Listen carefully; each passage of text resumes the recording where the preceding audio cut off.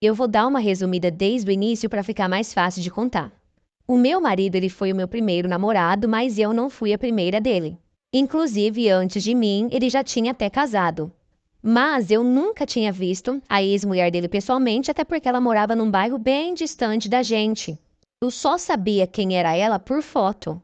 E até então ela nunca foi em problema, ela nunca foi aquelas ex-doidas, sabe? Beleza, o meu sonho sempre foi ser mãe. Então eu cheguei no meu marido, conversei com ele e ali nós decidimos tentar, parei com os remédios e desde então a gente começou. E meses depois eu engravidei pela primeira vez, mas infelizmente eu perdi. E foi assim, uma tristeza imensa para mim. Depois dessa vez, eu engravidei por mais 2 vezes e infelizmente eu perdi novamente. Até que eu desanimei e eu acabei desistindo. Falei que eu não queria mais e que na hora certa viria. E assim que eu desisti, eu acabei engravidando. E dessa vez, a gravidez ela sustentou. E quando eu vi que a minha gravidez ela estava durando, ela estava permanecendo, nossa, gente, foi assim, um dos dias mais felizes da minha vida. Completei o segundo mês, passei com o médico, estava tudo ok.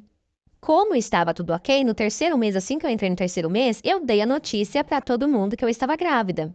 Mas infelizmente, no quarto mês, eu acabei perdendo novamente. Eu lembro dessa última vez que eu perdi, eu fui para o hospital até fraca de tanta dor que eu sentia. E não só a dor física também, como a dor emocional. Como o meu marido ele não poderia ficar comigo lá no hospital, então passamos na casa da minha mãe e ela foi comigo. Cheguei no hospital, subimos para a maternidade, né, eu e minha mãe, e enquanto isso, meu marido ficou me esperando lá embaixo o tempo todo. E assim que eu fui atendida, eu perguntei para a enfermeira como seria, se eu iria ficar ali, se eu seria liberada rápido. E a enfermeira respondeu que talvez eu teria que ficar em observação pelo tempo que eu estava, né, de gravidez.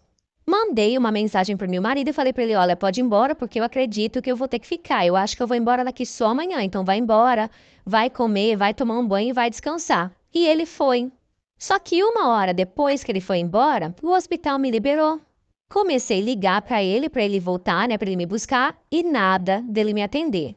Até que eu tive que ligar para o meu pai me buscou e me levou embora.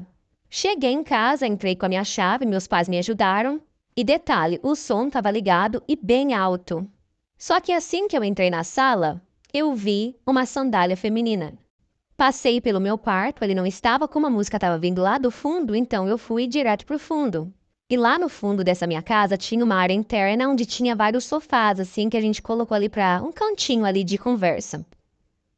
E assim que eu cheguei lá no fundo, estava o meu marido na hora H, com a ex-mulher dele e com uma outra mulher. Eu não conhecia a ex-sogra dele, então na hora eu não sabia que era ela. Nisso, minha pressão caiu, eu comecei a passar mal e quando eu vi, meu pai já estava em cima do meu marido, atendendo meu marido. Minha mãe até tentou entrar no meio para segurar, para tirar o meu pai de cima dele, só que ela não conseguiu.